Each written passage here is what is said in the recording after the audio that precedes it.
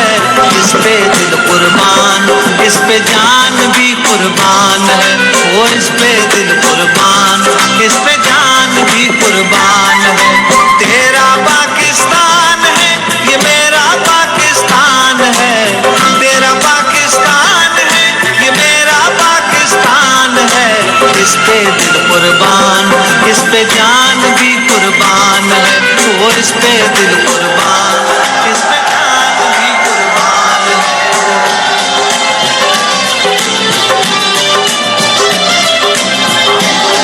बिस्मिल्लाहिर्रहमानिर्रहीम। इय्याका नअबुदु व इय्याका नस्तईन। मानसेरा, सबसे पहले इस शानदार इस्तकबाल का मैं आपका दिल से शुक्रिया अदा करता हूं। बहुत बहुत शुक्रिया। मैं आज आजम स्वाति आपका, साले मोहम्मद आपका शुक्रिया अदा करता हूं, और मेरे जो एमपीज बैठे हैं, मुश्ताक गनी, बाबर सलीम, नवाबजादा फरीद और अहमद शाह, मैं आपको भी सबको खराज तहसीन पेश करता हूं इस शानदार जलसे की। मानसेरा,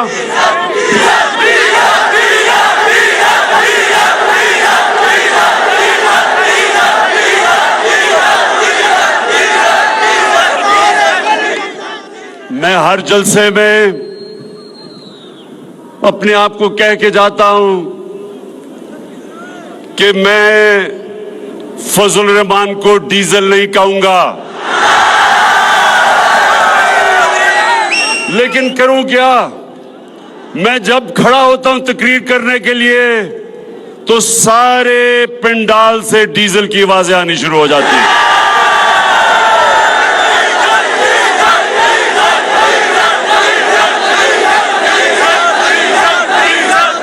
बुरे और मुश्किल वक्त में मैंने पूरी कोशिश की कि डीजल की कीमत कम की जाए। इस वक्त ये मानसेरा, आप बाशऊर लोग हो, आप समझते हैं। मैं अभी बैठ के देख रहा था, एक एक चीज जो यहां बोली जाती थी सबको समझती। तो आपने गौर से जरा मेरी बात सुने कि देखें मैं जब अपने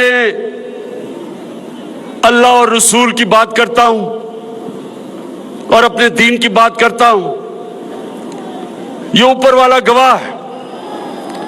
मैं कभी ना वोट लेने के लिए उनका नाम लेता हूं, ना किसी तरह लोगों को अपनी तरफ खींचने के लिए उनके नाम लेता हूं। ये मेरा ईमान है। नौजवानों, ये सुन लो मेरी बात। मैं वो इंसान हूं जो सारी दुनिया फिर चुका है। मैं वो पाकिस्तानी हूं जो दुनिया का, क्रिकेट की दुनिया का सुपरस्टार रह चुका है। कहने का मतलब ये मानसेरा, और मैं खास तौर पे, देखें, मैं नौजवानों से खास तौर पे मुखातिब इसलिए हूं कि मेरे नौजवानों, आप पाकिस्तान का मुस्तकबिल हो। आपको मैं अपने तजर्बे से मैं ये सिखाना चाहता हूं कि सही रास्ता कौन सा है, आपकी अजमत का रास्ता कौन सा है और आपकी तबाही का रास्ता कौन सा है। नौजवानों, जब आप नमाज पढ़ते हैं, आप जब अल्लाह के सामने 5 वक्त दिन में झुकते हैं तो क्या मांगते हैं? क्या मांगते हैं अल्लाह से? सिर्फ एक चीज मांगते हैं नौजवानों, अल्लाह से आप मांगते हैं कि अल्लाह उस रास्ते पे लगा जिसमें तूने नेमतें बख्शी, उस रास्ते पे ना लगा जो तबाही और बर्बादी का रास्ता है। दो रास्ते हैं आपके सामने। नौजवानों, सारा वक्त याद रखना कि हमेशा आपके सामने दो रास्ते आएंगे। ये जो लोग हैं, अभी जो साले मोहम्मद ने बात की, इसके जमीर को खरीदने के लिए 20 या 25 करोड़ रुपए इसके सामने रखे गए।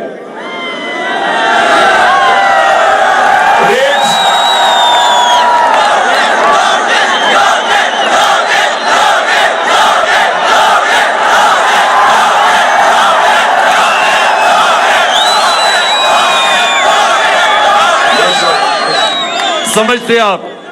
तो नौजवानों, इस वक्त ये जो इस्लामाबाद में मंडी लगी हुई है, इसमें लोगों के जमीर को खरीदने के लिए 20 और 25 करोड़ की ऑफर दी जा रही है। अब ये मैं आपके सामने, ये जो लोगों को खरीदने की कोशिश की है, तो साले मोहम्मद के सामने भी दो रास्ते थे। एक रास्ता था कि ये पैसे ले ले और कहे जी इमरान खान तो बड़ा बुरा आदमी है, और मुझे अभी पता चला है, मेरा जमीर जाग गया कि ये तो बहुत बुरा आदमी है, इसलिए मुझे तो पता ही नहीं था कि ये इतना बुरा है। मुझे तो अब पता चला है कि पीटीआई ने तबाह कर दिया पाकिस्तान। तो एक तो ये रास्ता है, पैसे पकड़े और कहे जी मुझे मेरा जमीर जाग गया इसलिए मैं उधर जा रहा हूं। एक दूसरा रास्ता है, वो दूसरा रास्ता नौजवानों मुश्किल रास्ता है, लेकिन वो आपके नबी सल्लल्लाहु अलैहि वसल्लम का रास्ता है। आपके नबी का रास्ता आसान नहीं था। हर किस्म की मुश्किलें अल्लाह ने उनको पर डाली। अल्लाह के हबीब थे, सबसे ज्यादा इंसान जिससे अल्लाह प्यार करता था वो हमारे नबी सल्लल्लाहु अलैहि वसल्लम थे। उनका आसान रास्ता नहीं था। जो सच और हक का रास्ता नौजवानों, वो आसान नहीं होता, मुश्किल होता है। सारा वक्त ये चूहे मिलके आपको बुरा भला कहते हैं, गालियां निकालते हैं, जमा होके डराते हैं, ब्लैकमेल करते हैं। लेकिन नौजवानों, इंसान की अजमत का रास्ता ही मुश्किल रास्ता है। आसान रास्ता जो हम समझते हैं कि जी 20 करोड़ रुपया पकड़ लिया और हमारी जिंदगी आसान हो जाएगी। नौजवानों, अल्लाह ने कुरान में 3 चीजें वाज़ेह लिखी हुई हैं कि जितना पैसा आप जिंदगी में बनाएंगे वो अल्लाह के हाथ में, कोशिश इंसान के हाथ में, लेकिन कितनी आपकी रिस्क होगी वो अल्लाह के हाथ में। दूसरा कि इज्जत अल्लाह के हाथ में है, जिल्लत अल्लाह के हाथ में है। ये जो लोग समझते हैं कि आपको बुरा भला कह के आपको इंसान जलील कर सकता है, कोई इंसान को जलील नहीं कर सकता, क्योंकि इज्जत अल्लाह ने अपने हाथ में रखी हुई है। और जिंदगी मौत, सबसे ज्यादा इंसान को खौफ मौत का होता है। अल्लाह ने इंसान को आजाद कर दिया है। वो कहता है कि किस टाइम पे तुम दुनिया से जाओगे, ये अल्लाह ने अपने हाथ पे रखा है। इसलिए अल्लाह ने आपको आजाद कर दिया है। कुरान में वो कहता है कि जो लोग ईमान ले आए मैं उनके खौफ दूर कर देता हूं। एक बुज़दिल आदमी वो होता है जिसमें ईमान नहीं होता। ईमान वाले की निशानी होती है, उसकी कोई कीमत नहीं होती, उसके ज़मीर को कोई खरीद नहीं सकता, उसको कोई डरा नहीं सकता। तो मैं साले मोहम्मद आज आप सबके सामने आपको इसलिए खराज तहसीन पेश करता हूं कि 20 करोड़ क्या 50 करोड़ भी आपको वो ऑफर करते आपने नहीं जाना था उसके साथ। अच्छा नौजवानों, अब पहले तो मैं आज अल्लाह के सामने उसका शुक्र अदा करता हूं कि मैं सुरखरू हूं। क्यों?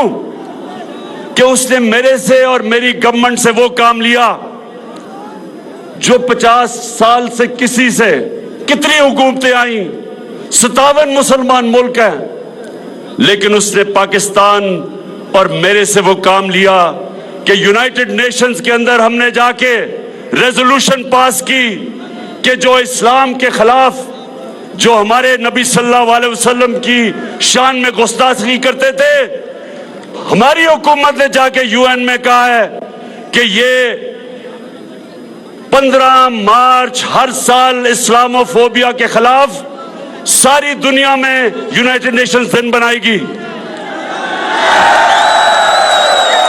और ये जब तक हमें तकलीफ दी जाती थी, आजादी राय के नाम पे, एक्सप्रेशन के नाम पे हमारे नबी सल्लल्लाहु अलैहि वसल्लम की शान में गुस्ताखी की जाती थी, अब यूनाइटेड नेशंस यानी सारी दुनिया की कम्युनिटी ने यह फैसला किया है कि आजादी राय के पीछे छुप के आप 1.5 अरब मुसलमानों को तकलीफ नहीं पहुंचा सकते। तो मैं ये मनसेरा वाले मुझे ये बताएं कि 30 साल से फजल रहमान सियासत कर रहे हैं दीन के नाम पे, उसने क्यों नहीं ये किया?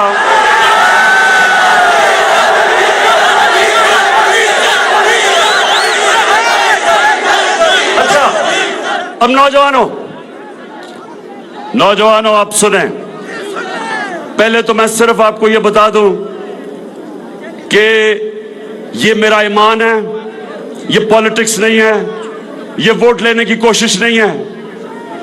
पाकिस्तान सिर्फ एक तरह उठेगा कि हम, जो अल्लाह ने हमें हुक्म दिया है कि नबी सल्लल्लाहु अलैहि वसल्लम के कदमों पे, उनकी सुन्नत पे, उनकी शरिया पे चलो, उनके रास्ते पे ही ये मुल्क उठेगा।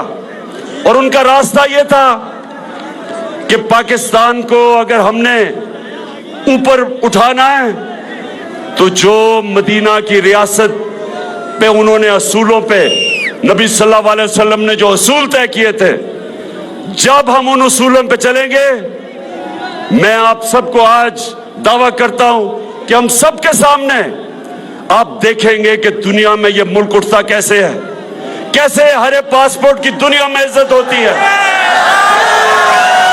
और वो सबसे पहले इंसाफ के अलावा, जब तक एक माशरे में अदल और इंसाफ नहीं आता, वो माशरा तरक्की नहीं कर सकता।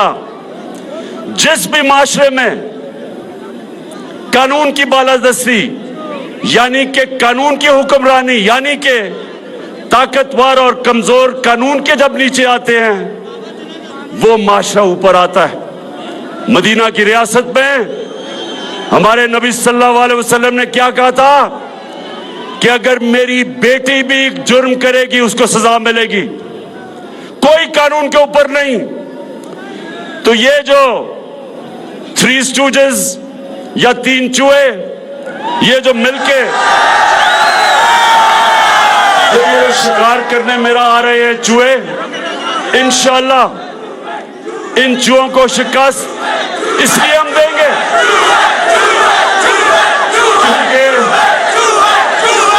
क्योंकि ये चाहते क्या, ये एक चीज चाहते हैं कि किसी तरह इमरान इनके करप्शन के केसेस खत्म कर दे, इनको एनआरओ दे दे जो जनरल मुशर्रफ ने इनको एनआरओ दिया था।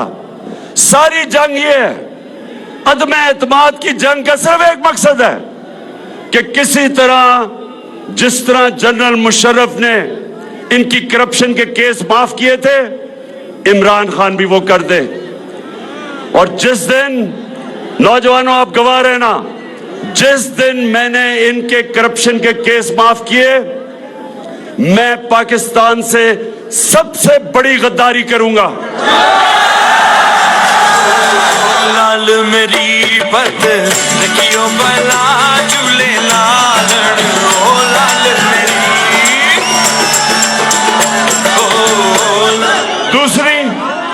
मदीना की रियासत फलाही रियासत थी, और इंशाअल्लाह जिस रास्ते पे हम लगे हुए हैं, मेरा ये ईमान है कि ये दुनिया में हम खास तौर पे मुसलमान दुनिया में पाकिस्तान मिसाल बन जाएगा कि कैसे एक इंसानियत का निज़ाम होता है, कैसे रियासत अपने कमजोरों की देखभाल करती है, कैसे वो अपने वो तबका जो पीछे रह गया है उसको ऊपर कैसे उठाती है, कैसे जैसे हमने हेल्थ कार्ड लेके आए हैं। नौजवानों, ये आप जाके दुनिया में देखें, कितने मुल्क हैं जिधर हर खानदान को हम हेल्थ इंश्योरेंस दे रहे हैं 10 लाख रुपए की, कि किसी भी अस्पताल में जाके अपना इलाज करवा सकते हैं। महंगे महंगे अस्पताल हैं, प्राइवेट हॉस्पिटल, कोई आम आदमी सोच भी नहीं सकता था कि वो उस दरवाजे के अंदर भी जा सकता है।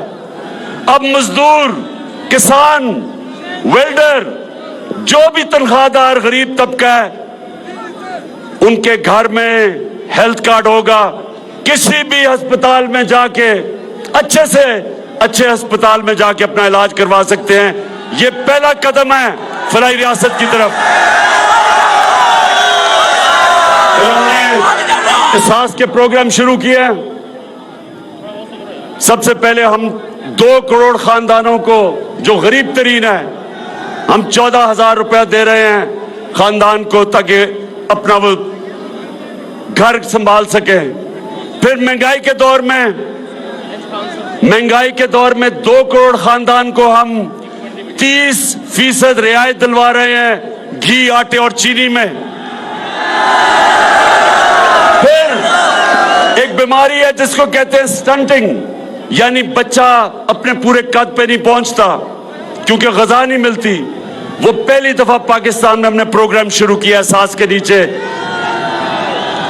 लेकिन कामयाब पाकिस्तान में सबसे मुझे जो खुशी है, इस वक्त 20 लाख खानदानों के लिए, हर खानदान में जो गरीब तरीन खानदान है, सबसे पहले 20 लाख रुपया सूद के बगैर दे रहे हैं कि अपना घर बना सके। 5 लाख सूद के बगैर कर्जा दे रहे हैं कि या किसान अपने खेती बाड़ी में लगा सके और या शहर में अपनी कोई दुकान खोल सके।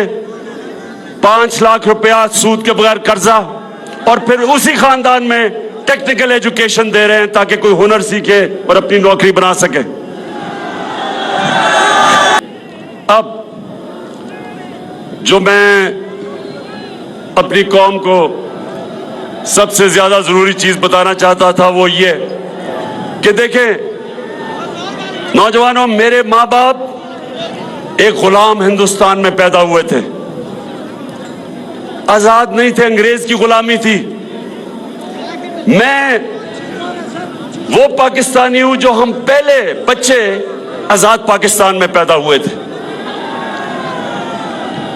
तो मुझे बचपन से मेरे माँ बाप ने एक चीज बताई थी कि तुम कितने खुशकिस्मत हो कि तुम एक आजाद मुल्क में पैदा हुए हो। तुम सर उठा के फिर सकते हो एक आजाद मुल्क में। बड़ी मुश्किलात थी शुरू में जब पाकिस्तान बना, बहुत ज्यादा हिंदुस्तान से रेफ्यूजीज आए, पैसे नहीं थे, मुल्क चलाने के लिए पैसे नहीं थे, लेकिन बड़ा जोश और जज्बा और जुनून था कि हमने पाकिस्तान को खड़ा कर दिया। तो मैंने ये कभी बात नहीं भूली मेरे नौजवानों कि मुझे बड़ी तकलीफ होती थी जैसे ही जैसे हमारे मुल्क में हमने बाहर के मुल्कों की गुलामी शुरू कर दी। हमारे ऐसे लीडर आ गए जिन्होंने यहां से पैसा चोरी कर करके बाहर भेजा, और जिन मुल्कों में इनका पैसा पड़ा था चोरी का, उन मुल्क के गुलाम बन गए। हमारे मुल्क में 2008 से 2018 तक हम जिस मुल्क के लिए जंग लड़ रहे थे, अमेरिका के लिए, हमारे लोग मर रहे थे उस जंग में। 80,000 पाकिस्तानी मरे। लेकिन उसी जिसके लिए जंग लड़ रहे थे उसने 400 ड्रोन हमले किए हमारे मुल्क के ऊपर। और ये जो 3 चूहे में से 2 चूहे तब सरबराह थे। कभी इनको कोई शर्म नहीं आई कि जिस मुल्क के लिए आप कुर्बानियां दे रहे हैं वो आपके मुल्क पर हमला कर रहा है। कम से कम मुंह से बोले तो सही कि दुनिया में कोई मिसाल ही नहीं इसकी। लेकिन जो अपनी दौलत के गुलाम हो, जिन्होंने चोरी करके पैसा मगरबी बैंकों में और ऑफशोर अकाउंट्स में रखा था, उनके अंदर कभी जुर्रत नहीं आई और एक दफा उन्होंने मजम्मत नहीं की और पाकिस्तानियों को हर किस्म की जिल्लत उठानी पड़ी। तो मैं जब प्राइम मिनिस्टर बना, मेरा पहला यह था कि कभी आगे से मेरा मुल्क किसी की गुलामी नहीं करेगा। हम दोस्ती सबसे करेंगे, सबसे दोस्ती करेंगे। हिंदुस्तान से भी तब दोस्ती करेंगे जब वो कश्मीरियों से इंसाफ करें और वो जो उन्होंने 5 अगस्त 2019 को कश्मीर के अंदर गैर कानूनी और इंटरनेशनल कानून तोड़ के और कश्मीरियों के हुकूक खत्म करके जो उन्होंने किया था, उनसे भी बात करने के लिए तैयार हैं। लेकिन पहले कश्मीर के स्टेटस को वापस लेके जाए। लेकिन हमारी किसी इंसानों से दुश्मनी नहीं, लेकिन इस मुल्क को हम कभी किसी के सामने झुकने नहीं देंगे, किसी की गुलामी नहीं करेंगे। हमारा मुल्क का बनने का नारा था पाकिस्तान का मतलब क्या, और ला इलाहा इल्लल्लाह का मतलब ये कि ए अल्लाह सिवाय तेरे अगर हम किसी के सामने झुकेंगे वो शिर्क है। और इंशाअल्लाह ये आप देखेंगे कि मैं आपको ये साबित करके दिखाऊंगा कि दुनिया में हरे पासपोर्ट की इज्जत होगी। अच्छा,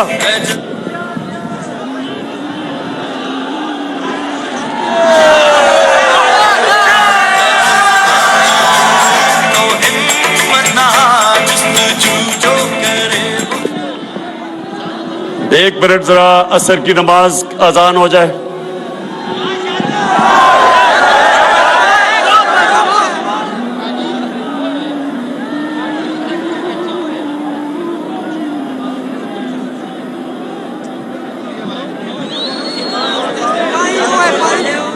आवाम का जम्मे गफीर वज़ीर आज़म इमरान खान मानसेहरा में जलसे आम से इस वक्त खिताब कर रहे हैं। लाइव मनाजिर आप अपने टेलीविजन स्क्रीन पर देख रहे हैं। आज़ान असर का वक्त हुआ चाहता है जिसकी वजह से कुछ वक्त के लिए ब्रेक लिया गया है। आवाम का जम्मे गफीर है इस वक्त।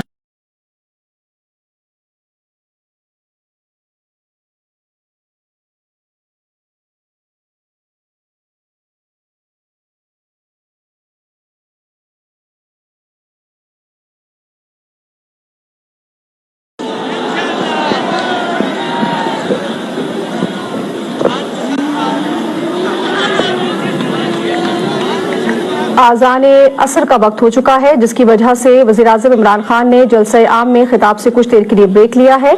जैसे ही आज़ान असर इख्तिताम पजीर होगी वज़ीर आज़म इमरान खान दोबारा आवाम से खिताब करेंगे। इस वक्त आप देख सकते हैं आवाम का जम्मे गफीर उमड़ आया है। मानसेहरा में वज़ीर आज़म इमरान खान मौजूद हैं, जलसे आम से खिताब कर रहे हैं। आवाम में जोश खरोश पाया जाता है।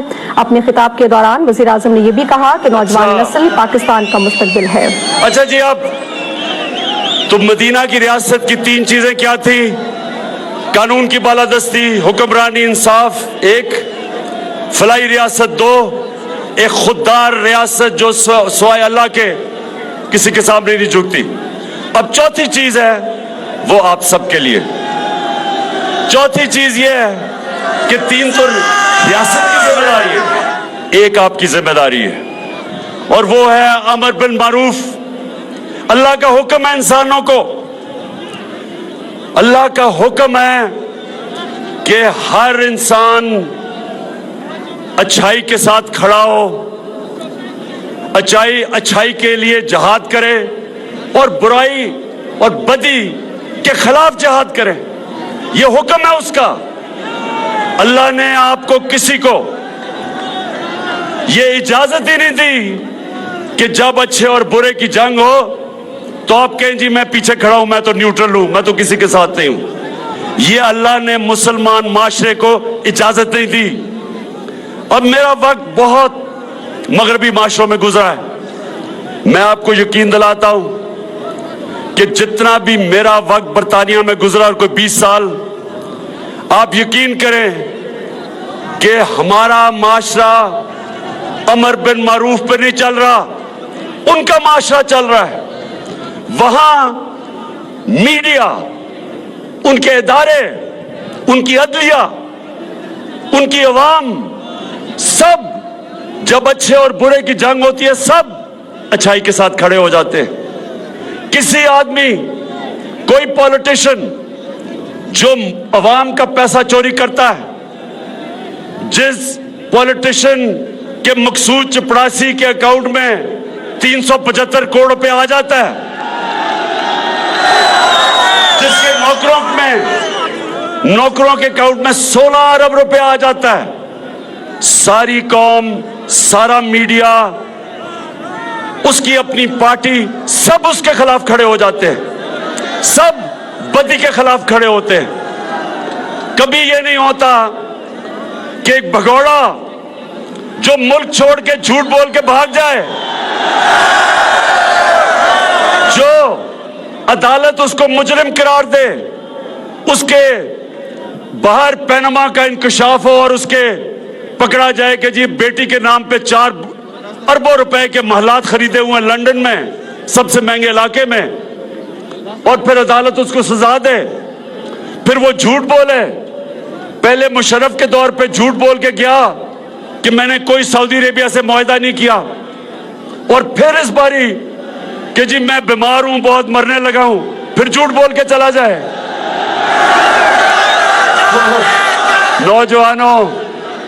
नौजवानों, वो माशरों के अंदर जिधर अमर बिल मारूफ है, जिन माशरों में अमर बिल मारूफ के ऊपर लोग अमल करते हैं, इस आदमी के लिए मीडिया तो छोड़ो, उसकी अपनी पार्टी छोड़ जाए उसको।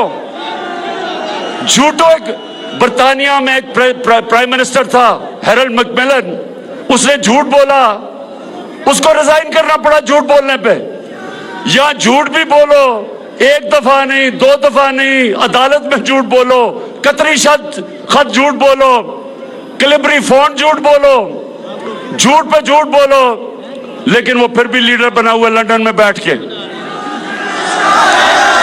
इसलिए कि हम अल्लाह के हुक्म पे नहीं चलते, और जब एक माशरे के अंदर लोग अच्छाई के साथ खड़े नहीं होते, वो माशरा तबाह हो जाता है। तो नौजवानों, अब ये मेरे से सुने, ये सारे इकट्ठे हुए हैं, ये चूहे इसलिए इकट्ठे हुए हैं, ये कहते हैं कि जनाब बहुत बुरा हालात है पाकिस्तान में। मैं आज आप सबके सामने, नौजवानों, अब तो आपके पास मोबाइल टेलीफोन है, ये सारी चीजें चेक कर लें। मैं आज सबके सामने चैलेंज करता हूं कि पाकिस्तान की तारीख के अंदर 3.5 सालों के अंदर किसी हुकूमत ने इस तरह की परफॉर्मेंस नहीं दी जो मुझे बड़ा फख्र है मेरी हुकूमत ने दी है। आज माइशत देख लें, आज जिससे मुल्क उठता है वो एक्सपोर्ट्स है। आज पाकिस्तान की तारीख में सबसे ज्यादा एक्सपोर्ट्स है। आज हमारे पास जो टैक्स इकट्ठा हुआ वो तारीख में सबसे ज्यादा है। आज जो बाहर से हमारे पाकिस्तानी पैसा भेज रहे हैं डॉलर्स, वो सबसे ज्यादा है। आज 5 फसलें उनकी तारीखी पैदावार हुई है, गंदम की, गन्ने की, मकई की, चावल की, आलू की, रिकॉर्ड। इसलिए कि हमने किसानों का ध्यान रखा है, किसानों को हमने वो कीमत उनकी फसलों की दिलवाई है जो पाकिस्तान की तारीख में कभी नहीं थी।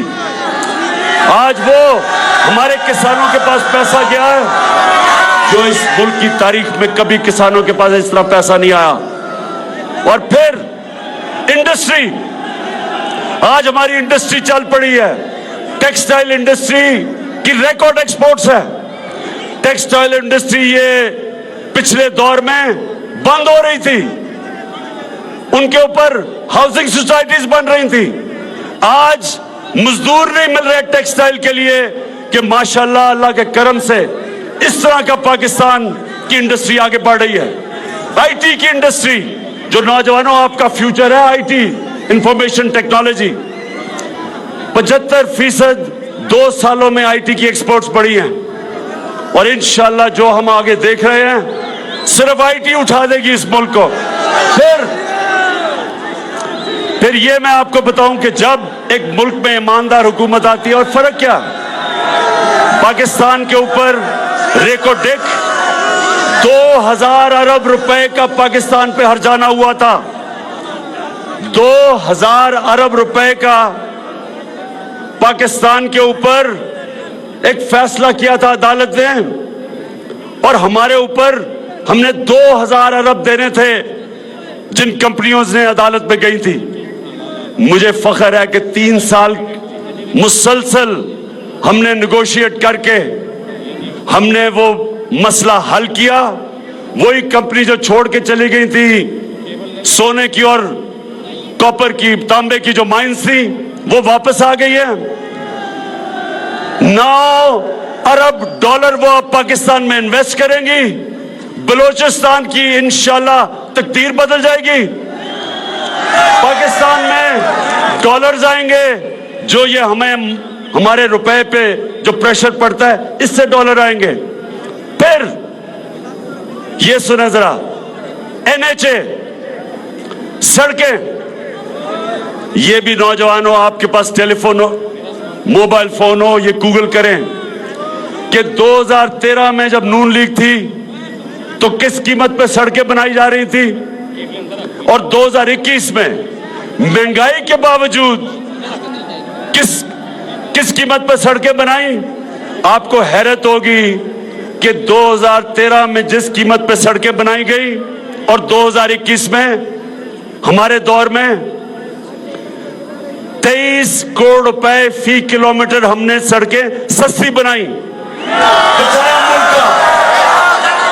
और ये भी वेबसाइट पे जाके देख लें कि हमने, फख्र से मैं कहता हूं कि 1000 अरब रुपया हमने कौम का बचाया सड़कों के ऊपर, और उसकी वजह से हमने दुगनी सड़कें बनाई कौम का पैसा बचा के। रेलवेज, पहली दफा रेलवेज 50 साल के बाद हमने जो खसारे में था उसको नफे पे ले आए हैं, और इसमें आजम स्वाति को खास तौर पे मैं दाद देता हूं। और फिर नौजवानों, हमने जो कॉन्ट्रैक्ट्स पिछली गवर्नमेंट ने साइन किए थे गैस पे और बिजली पे, हमने उनको फिर से आईपीपीज के साथ नेगोशिएट किया, कतर के साथ एक नया गैस का कॉन्ट्रैक्ट साइन किया, और 700 अरब रुपया अगले 10 साल में आपका कौम का बचाया है। ये पैसा आप पे लगेगा, ये जितना भी पैसा बचता है वो आप पे लगता है। तो आखिर में मानसेरा, आखिर में मैं इस जबरदस्त जुनूनी जलसे का आपका शुक्रिया अदा करता हूं।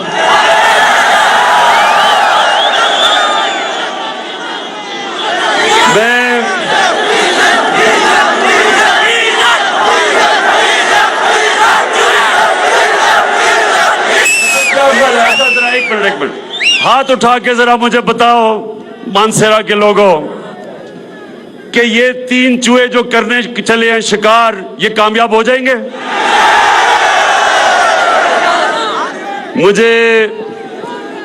मुझे ये चूहों के ऊपर थोड़ा तरस भी आ रहा है, क्योंकि चूहा नंबर 1 शहबाज शरीफ, उसने अपनी अचकन सलवा ली थी, प्राइम मिनिस्टर के ख्वाब देख रहा था, बड़े बड़े उसने बयान दिए कि जी यूरोपियन यूनियन की इमरान को तनकीद नहीं करनी चाहिए थी। फिर जी कि मैं अगर होता तो मैं एब्सोल्युटली नॉट ना कहता, मैं अमेरिकनों को नाराज ना करता। मैं तो अमेरिकन देखूं या यूरोपियन देखूं या कोई भी बूट देखूं, मैं तो पॉलिश करने शुरू कर देता हूं। शहबाज शरीफ, तुम्हारा नाम तो मैं चेरी ब्लॉसम रख देता हूं, वो जो पॉलिश नहीं होती, जो ये लोगों के पे जूते पॉलिश करता है सारा वक्त कि जी मुझे किसी तरह वजीर आजम बना दो। शहबाज शरीफ, वो तो अचकन को संभाल के रख लो, क्योंकि वो मेरे ख्याल में आपको किसी और को ही देनी पड़ेगी, क्योंकि शरीफ खानदान के दिन इस मुल्क को चोरी करके लूटने के चले गए हैं। और शरीफ खानदान तो अब ऐसे लग रहा है कि ये अब लंदन में जाके सियासत करेंगे। और अगर ये लंदन चले गए ना, ये सुने जरा, अगर इन्होंने इंग्लैंड में सियासत की तो मुझे यकीन है कि थोड़ी देर के बाद इंग्लैंड पाकिस्तान से कर्जे मांगेगा, क्योंकि कहेगा हमारा दिवालिया निकाल दिया। अच्छा मानसेरा, अब आप 27 तारीख को इस्लामाबाद में मैं सारी कौम को दावत दे रहा हूं। और कौम को मैं क्या कह रहा हूं कि मैं अपनी कौम को यह कह रहा हूं कि हमारे नौजवानों के लिए, मैं बड़ों को कह रहा हूं अपने बच्चों के लिए, अपनी आने वाली नस्लों के लिए, आपने सिर्फ निकल के इन चूहों को यह बताना है कि पाकिस्तान की कौम अमर बिल मारूफ के साथ खड़ी है। हम सच्चाई के साथ, हम अच्छाई के साथ खड़े हैं, और हम तुम्हारे जैसे लोग जो लोगों के ज़मीर के सौदे करते हैं, मुल्क की जमहूरियत को तबाह करते हैं, मुल्क के निजाम को तबाह करते हैं, तुम वो लोग हो जो अपनी चोरी बचाने के लिए इस मुल्क के मुस्तकबिल को तबाह करते हो। सारी कौम निकलेगी तुम्हें यह बताने के लिए कि ये कौम तुम्हारी तरह की सियासत की कब्र खोद रही है, इसका जनाजा निकाल रही है। और इंशाअल्लाह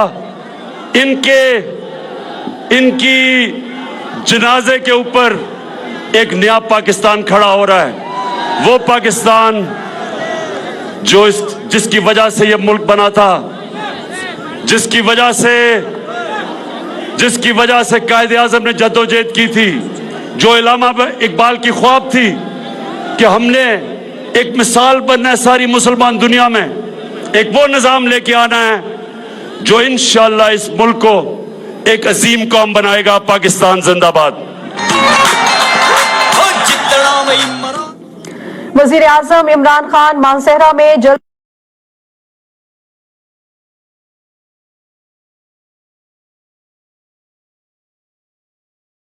कि सुप्रीम कोर्ट में आर्टिकल 63A की तशरीह के लिए सदारती रेफरेंस पर